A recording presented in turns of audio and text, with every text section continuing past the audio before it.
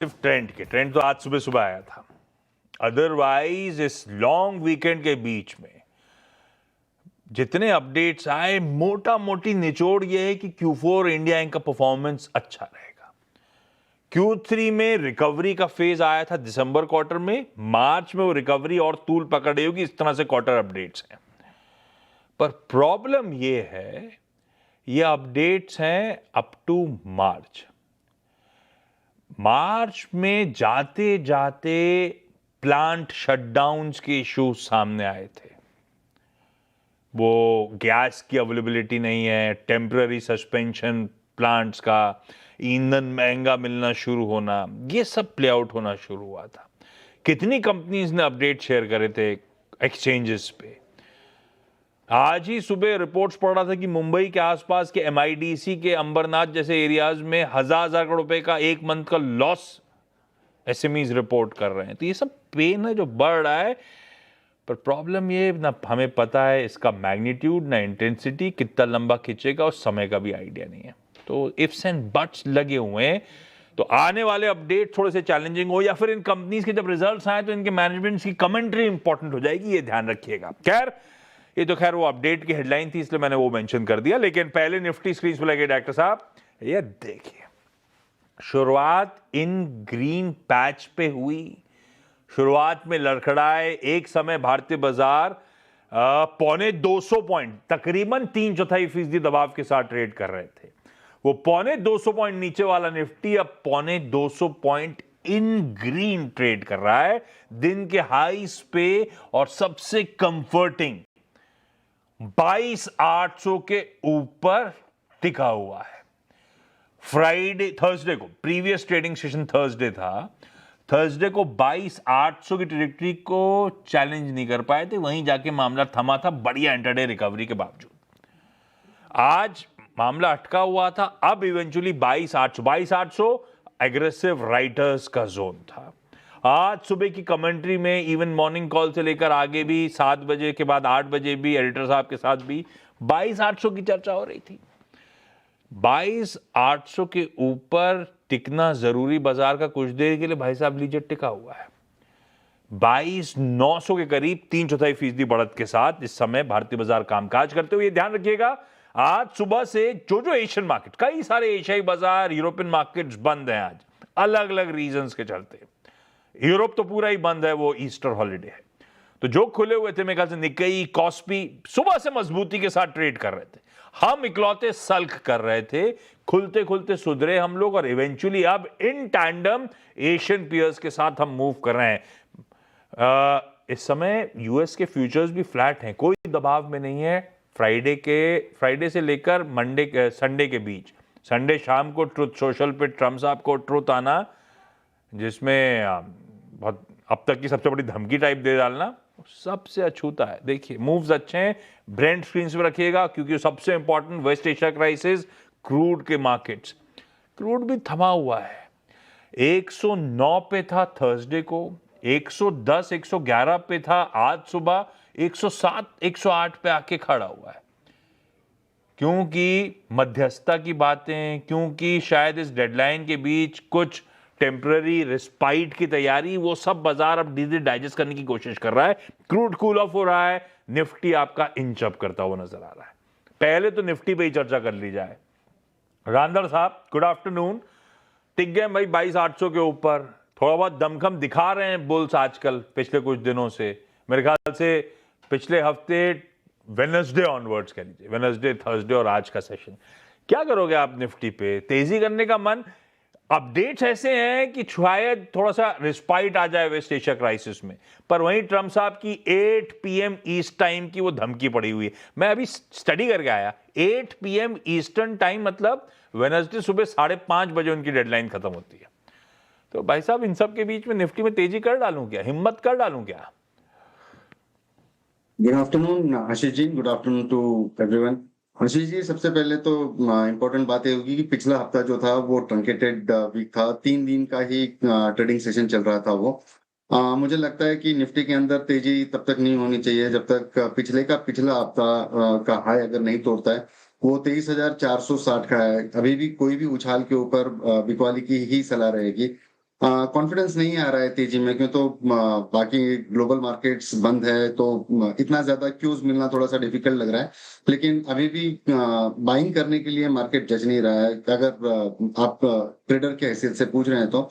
और अगर long term के हिसाब से या फिर एक्यूमुलेशन के हिसाब से अगर देख रहे हैं तो ये लेवल्स काफी अच्छे हैं, स्टैगर्ड वे में एक्यूमुलेट किया जा सकता है। ट्रेडर के हिसाब से भरोसा नहीं, जब तक आप कह रहे हो 23,400 कितना, 460। 23,460 के लेवल्स के ऊपर ना जाए तब कब दमखम नहीं है। तो ट्रेडर भाई तो बाय, तो मतलब सेल ऑन रैलीज है आपके लिए मार्केट। हाँ, लॉन्ग टर्म इन्वेस्टर्स के लिए निबलिंग करना अलग बात। Absolutely sir. परफेक्ट, ठीक है, ये है निफ्टी का व्यू। वैसे कई सारी पॉकेट्स हैं आज, consumer durable, capital markets, real estate, defence, even financials और बैंक्स जो आउट परफॉर्म कर रहे हैं। बैंक निफ्टी रखिएगा स्क्रीन पे।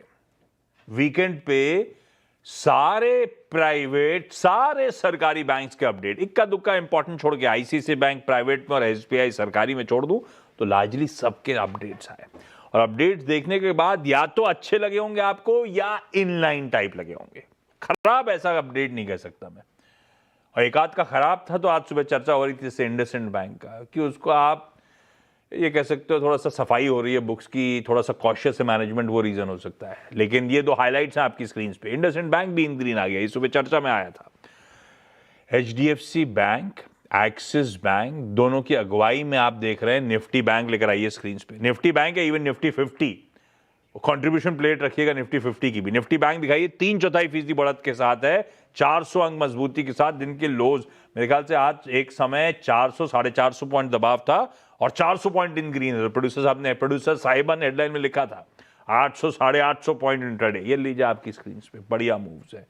एचडीएफसी बैंक शुरुआत में लड़खड़ाया, लेकिन अब मोमेंटम पिकअप हुआ है, इन ग्रीन बढ़िया ट्रेड कर रहा है। क्यों कर रहा है? एचडीएफसी बैंक का अपडेट कहता है डिपॉजिट 14% साल दर साल बढ़े, उसमें कासा भी, उसमें टर्म डिपॉजिट में बढ़िया ग्रोथ थी। एचडीएफसी बैंक के लिए डिपॉजिट मोबिलाइजेशन इंपॉर्टेंट इसीलिए है क्योंकि जब मर्जर हुआ था, वो मेगा मर्जर एचडीएफसी बैंक और एचडीएफसी लिमिटेड का, तो इनका LDR, loan to deposit ratio जो था 110% पे था। वो चिंता वाली बात थी, यानी जितना डिपॉजिट आ नहीं रहा था उससे ज्यादा आप लोन दे रहे थे, उसका मतलब आप महंगा पैसा उठा के लोन दे रहे थे। तो आपको धीरे धीरे करके कर्टेल करने की जरूरत थी। एक रिपोर्ट कह रही थी आज सुबह कि वो 95% पे आ गया loan to deposit, Q on Q 400 basis points गिर गया। तो वो कंफर्ट देने, वो कंसर्न्स ईज ऑफ हो रहे हैं, इसीलिए एचडीएफसी बैंक 2.25% उछाल के साथ ट्रेड करता हुआ। एक्सिस बैंक के अपडेट अच्छे थे, इसीलिए इन ग्रीन ट्रेड कर रहा है, इसीलिए आउट परफॉर्म कर रहा है निफ्टी बैंक में, क्योंकि वो सिस्टम वाइड ग्रोथ से बेहतर परफॉर्म करके फिर से दिखाया एक्सिस बैंक ने। रांदर साहब, जब एक्यूमुलेशन की बात करें तो एचडीएफसी बैंक रडार पे है क्या आप लोग के, इक्विनॉक्स के? जी जी आशीष जी, बिल्कुल। काफी ओवरसोल्ड काउंटर हो चुका था, और जिस तरीके की न्यूज़ेस के चलते जो एचडीएफसी बैंक में गिरावट देखने मिली थी, वो मुझे लगता है कि अभी वो खत्म होते आई है। बार्गेनिंग पावर जो है वो बैंक निफ्टी में ज्यादा होनी चाहिए, और एचडीएफसी बैंक एक बड़ा कंट्रीब्यूटर है। जिस रेट पर मैंने अपने ही चैनल के ऊपर 755 की रेंज में इसमें एक्यूमुलेशन की भी सलाह दी हुई थी, मुझे लगता है कि ये रेट्स काफी टेम्पटिंग है, और एक्यूमुलेशन लॉन्ग टर्म के लिए डेफिनेटली किया जा सकता है। ट्रेडिंग पॉइंट ऑफ व्यू से भी काफी लुक्रेटिव काउंटर लग रहा है। तो मुझे लगता है कि अगर यहाँ से 740 का एक स्टॉप लॉस अगर मेंटेन करके चले तो एचडीएफसी बैंक में 800 रुपए तक के भाव दोबारा देखने मिल सकते हैं। एक्यूमुलेशन का अच्छा काउंटर हो सकता है। दो दिक्कतें एचडीएफसी बैंक जैसे दिग्गज के साथ। इवन थर्सडे की जब मीनिंगफुल रिकवरी थी दिन के लोज से, 500 पॉइंट के आसपास की रिकवरी थी थर्सडे को, उस रिकवरी में $1 बिलियन की सेलिंग हुई थी एफआईएस की तरफ से, 9,500 करोड़ रुपए के आसपास। तो उनकी और एफआईएस की अगर रिलेंटलेस सेलिंग चल रही है तो एक टाइम का एफआईआई फेवरेट स्टॉक बच नहीं पाता। दूसरी दिक्कत जो आज सुबह मुनाफे की तैयारी में चर्चा हो रही थी, कॉर्पोरेट गवर्नेंस के इश्यू जो अब तक कभी छुए नहीं थे एचडीएफसी बैंक को, वो सामने आ रहे हैं। तो वो थोड़ा सा निगलिंग वरीज, लेकिन बढ़िया मूव्स, अच्छे क्वार्टरली अपडेट्स के दम पर। और आंदर साहब कह रहे हैं 800 तक के टारगेट्स के लिए एक्यूमुलेट करने का स्टॉक माना जा सकता है। मैं ऐसे ही कुछ और थीम्स और स्टॉक्स पे जाऊंगा, रांदर साहब की पिक्स पहले ले लूंगा, लेकिन उससे पहले एक ऑयल एंड गैस स्पेस। रांदर साहब, रिलायंस और ओएनजीसी छोड़ देता हूं, दोनों का अगर स्टॉक हो तो दिखाइएगा, अदरवाइज रिलायंस इंडिविजुअली रख दीजिएगा। आज अच्छे खासे पेन में आ गया है, 4.25% रिलायंस इतना गिरने के बावजूद निफ्टी अगर 1/4% उछाल के साथ ट्रेड करे तो अपने आप में कमेंडेबल है भाई साहब। ये हैवी वेट देखिए क्या पेन में है। राजेंद्र साहब क्या हो गया, ये क्या ये मामला ऐसा, रिलायंस की चार्ट्स क्या कह रही है? पिछले कुछ दिनों में एक डाउन ट्रेंड इसके अंदर चलते हुए नजर आया है और वॉल्यूम के साथ में काउंटर के अंदर गिरावट विटनेस हुई है। लेकिन अगर मैं कहूँ यहाँ पे कि 1300 की रेंज में अगर पुट राइटर का कन्विक्शन देखते हैं तो करीब करीब 25 लाख 26 लाख के आसपास का है। ये गिरावट डेफिनेटली अभी तो देखने मिली है, लेकिन मुझे लगता है कि ये एक बाइंग करने के लिए एक बड़ा इंडिकेशन माना जाएगा यहाँ पे। क्यों तो आरएसआई भी अगर हम लोग देखते हैं तो करीब करीब 32 के आसपास होवर कर रहा है। और यहाँ से अगर मैं देखूं तो बेहद छोटे स्टॉप लॉस के साथ में इसमें खरीदारी की सलाह रहेगी। 1280 का एक स्टॉप लॉस मेंटेन करके 1350 1380 रुपए तक के टारगेट्स यहाँ पर विटनेस हो सकते हैं। नो वंडर अगर एक हफ्ते 2 हफ्ते में अगर ये भाव देखने मिल जाए तो। चर्चा हुई तो एक बात ध्यान रखिएगा, इस चैनल का स्वामित्व और प्रबंधन, ओनरशिप और कंट्रोल रिलायंस इंडस्ट्रीज के पास है। ये तो मेरे और पंकज जी के बीच की बात थी। आप ट्रेड और इन्वेस्टमेंट का मूड बना रहे हो स्टॉक में तो प्लीज किसी इंडिपेंडेंट फाइनेंशियल एडवाइजर से भी कंसल्ट कर लीजिएगा। एक ऑयल एंड गैस दबाव में एक सबड्यूड फार्मास्यूटिकल ट्रेड कर रहा है, वो डर के मारे। तो पिछले हफ्ते भी हमने देखा था, जाते आते वो कंसर्न्स माउंट हो रहे थे टैक्सेशन को लेकर, वही सबड्यूडनेस आज भी प्ले आउट होती है, हालांकि रिकवरी इंट्राडे है। आइए अब रांदर साहब के पहले पिक्स जान लेता हूं, उसके बाद चलूंगा एक और। आज जो पॉकेट्स आउट परफॉर्म कर रही है उसमें consumer durable consumer facing companies बड़ी आउट परफॉर्म कर रही है, वो बाद में चर्चा। रांदर साहब, एक दो स्टॉक्स जो इक्विनॉक्स के खास तौर पे फोकस में, आप लोग की preferred stock specific trading bets. तो देखिए, रियलिटी सेक्टर के अंदर जिस तरीके की पिटाई हुई है और आज जिस तरीके का रेजिलियंस दिखाया है आज और कल के सत्र में, मुझे लगता है कि गोदरेज प्रॉपर्टीज के अंदर इतनी बढ़त के बावजूद भी डेफिनेटली बाइंग करने के मौके रहेंगे। मैं आई वुड स्ट्रांगली रिकमेंड कि अगर ये थोड़ा 1570 की रेंज में अगर देखने मिले गोदरेज प्रॉपर्टीज कैश के रेट में तो खरीदारी की सलाह रहेगी। अगर फ्यूचर्स में आप खरीदारी देख रहे हैं तो 1580 की रेंज में खरीदारी करके चल सकते हैं। 1555 रुपए का एक स्टॉप लॉस मेंटेन करें। 1630 1650 रुपए तक के टारगेट्स यहाँ पर देखने मिल सकते हैं। काफी बढ़िया वॉल्यूम एक्टिविटी यहाँ पर नजर आ रही है। दूसरा ट्रेड जो रहेगा सर, जो क्लोजिंग शो पे मैंने दिया हुआ था थर्सडे के दिन नायका के फ्यूचर्स के ऊपर, स्टिल ये काउंटर काफी लुक्रेटिव लग रहा है। ये 253 रुपए की रेंज में खरीदारी की सलाह रहेगी। 250 रुपए का एक स्टॉप लॉस, 1% से थोड़ा सा नीचे का एक स्टॉप लॉस मेंटेन करें। ऊपरी लेवल पर मुझे लगता है 262 तक के रेट्स यहाँ पर आज या कल में देखने मिल सकते हैं। दो इंटरेस्टिंग स्टॉक आइडियाज खरीदारी करने के कॉल। गोदरेज प्रॉपर्टीज आज बड़ी आउट परफॉर्म कर रहा है, वो काउंटर, उसमें खरीदारी करने का कॉल बैठता है, दिन के हाईस पर है। और एफएसएन ई कॉमर्स वेंचर्स यानी कि नायका, ये भी एक पसंदीदा बेट पंकज जी की, दोनों में खरीदारी करी जा सकती है। हाँ, मैंने कहा कंज्यूमर फेसिंग कंपनीज, तो आज वो हेडलाइन में मेंशन भी था, निफ्टी का टॉप गेनर है ट्रेंड। पहले तो मेरे ख्याल से 6% मजबूती के साथ ट्रेंड कामकाज कर रहा है, क्योंकि आज सुबह सुबह अपडेट आया कि Q4 में 20% की रेवेन्यू ग्रोथ। हालांकि खूब एग्रेसिव स्टोर एडिशंस भी हुए, ये ध्यान रखिएगा। तो जब ग्रोथ सेम स्टोर सेल्स के पैमाने में देखेंगे तब असली आपको गणित समझ में आएगा। लेकिन क्या है, बहुत बीटन डाउन स्टॉक है।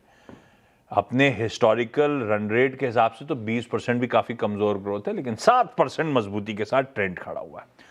ट्रेंड के अलावा जो दूसरे स्टॉक्स हैं वो ज्वेलरी काउंटर्स हैं। एक छोटी ज्वेलरी कंपनी ने अपडेट दिया क्वार्टर का, लेकिन ये पूरा स्पेस एक्टिव। टाइटन 4.25%। रांदर साहब, टाइटन का स्टॉक रेडी रखिएगा। कल्याण ज्वेलर्स 6.5%। थंगम माइल आपकी स्क्रीन पे 7%। और सेनको जिसका अपडेट आया था वो डबल डिजिट गेन्स के साथ ट्रेड करता हुआ, पर पूरा स्पेस एक्टिव है। रांदर साहब, भाभी के लिए कुछ लिया क्या आपने? सर मैं तो सिंगल हूँ। तो एक क्या 2-3 लिए होंगे फिर आपने? रांदर साहब, टाइटन कैसा दिख रहा है? सर टाइटन काफी प्रोमिनेंट स्टॉक यहाँ पर नजर आ रहा है। देखिए, जिस तरीके की वॉल्यूम एक्टिविटी पिछले 3-4 दिनों में देखने मिल रही है यहाँ पे, काफी सराहनीय काउंटर लग रहा है। क्लासिकल ब्रेकआउट दिया है, मारुबोजू कैंडल यहाँ पर बनी हुई है। मुझे लगता है कि ये काउंटर 4,400 तक जा सकता है आने वाले कुछ सत्रों में। साथ ही में गोल्ड में जिस तरीके की मूव्स आ रही है उसका एक बड़ा हेल्प टाइटन में देखने मिल सकता है। तो मुझे लगता है कि 4,200 का एक स्टॉप लॉस मेंटेन करके 4,400 के कन्विक्शन के साथ में इसके अंदर ट्रेड लेनी चाहिए। अच्छे मूव्स दिखाते हुआ पूरा स्पेस बजिंग है आज की ट्रेड सेशन में। सबड्यूड एक फार्मास्यूटिकल दिखाया था जो इंटरडे रिकवरी दिखा रहा है, सबड्यूड एफएमसीजी था। डाबर के अपडेट्स मिले जुले थे। वो कंपनी खुद कह रही है मिड सिंगल डिजिट ग्रोथ करेंगे। मिड सिंगल डिजिट यानी कि आप 5% के इर्द गिर्द 4 से 6% कह सकते हो मिड सिंगल डिजिट को। 4 से 6% ग्रोथ आनी है। तो और मैरिको के अपडेट्स के बाद वो भी दबाव में था, तो एफएमसीजी सिलेक्टिवली पेन में है। एक पॉकेट जो मैं अब इस हफ्ते, एक तो आरबीआई की पॉलिसी, हमने 12:30 बजे आवाज एमपीसी बिठाई थी, वो तो क्लैरिटी आ गई है पॉलिसी में क्या क्या अनाउंस हो सकता है, क्या लाइकलीहुड है। दूसरी इंपॉर्टेंट चीज है, इस हफ्ते थर्सडे को टीसीएस के रिजल्ट्स के साथ इंडिया इंक के रिजल्ट सीजन का आगाज हो जाएगा। टीसीएस रखिए स्क्रीन पे, ये देखिए मूव लाइए आईटी इंडेक्स स्क्रीन पे। विप्रो ने आज सुबह सुबह $1 बिलियन की डील अनाउंस कर दी। निफ्टी आईटी डिसेंट ट्रेड कर रहा है। थोड़ा सा कंफ्यूजन है, बाजार देखना चाहेगा इस बार इन सब कंपनीज की ग्रोथ तो छोड़ दीजिए, कमेंट्रीज। एआई से धंधा मिल रहा है या एआई के चलते धंधा जा रहा है, हो क्या रहा है। डिसइंफ्लेशन की बातें हो रही थी, तो सारे मामला क्लियर हो। पता नहीं कमेंट्री में कितना हद तक बता रही होंगे आईटी कंपनीज, या कितना हद तक इन्हें भी अब तक पता चला है। पर जो भी है, ये है आज आईटी का परफॉर्मेंस आपकी स्क्रीन पे। रांदर साहब, या तो बेलवेदर, इन्फोसिस, जिसके नंबर्स आ रहे हैं, टीसीएस, कोई रडार पे स्टॉक आपके क्या? अब देखिए टीसीएस में मैं आमतौर पे देखता हूँ कि जब भी इसके अंदर रिजल्ट की बात होती है तो हफ्ते 10 दिन पहले ये काउंटर काफी ज्यादा ड्रैग होता है। लेकिन इस बार एक यहाँ पर एक बेस देखने मिला है 2,410 रुपए के आसपास, और काफी अच्छा रेजिलियंस देखने मिला है। मुझे लगता है कि टीसीएस ये ज्यादा अच्छा परफॉर्म कर पाएगा निफ्टी के सॉरी इन्फोसिस के मुकाबले। मुझे लगता है कि 2,470 के आसपास ये काउंटर फिलहाल ट्रेड कर रहा है। पोजिशनल पॉइंट ऑफ व्यू से अगर मैं देखूं तो 2,405 रुपए का एक स्टॉप लॉस यहाँ पर मेंटेन करके चलना चाहिए। 2,625 रुपए तक के भाव देखने मिल सकते हैं। अगर रिजल्ट में अगर कोई अच्छी बात निकल कर आती है और कोई मूव्स है यहाँ पे, तो मुझे लगता है 5 से 6% तक ये स्टॉक इंचअप हो सकता है। ड्रैग रहता है मतलब चलने में मुश्किल होती थी, इस बार मामला ऐसा नहीं है, ऐसा है ना रांदर साहब? जी जी बिल्कुल। परफेक्ट। रांदर साहब, थैंक यू सो मच जुड़ने के लिए, बड़े देखिए सारे मार्केट्स को मैप करने के लिए हमारे लिए। रिकवरी का दिन आपकी स्क्रीन पे निफ्टी है, साथ में बढ़िया ब्रेथ के साथ ये मार्केट्स मूव कर रहे हैं। इनफैक्ट 3:1 एडवांसेस के फेवर में। ऐसे में आखिरी का 1.5 घंटा क्या लेकर आएगा, उसकी डिटेल कवरेज देखिए ब्रेक के उस पार कमाई का अड्डा में। नमस्कार।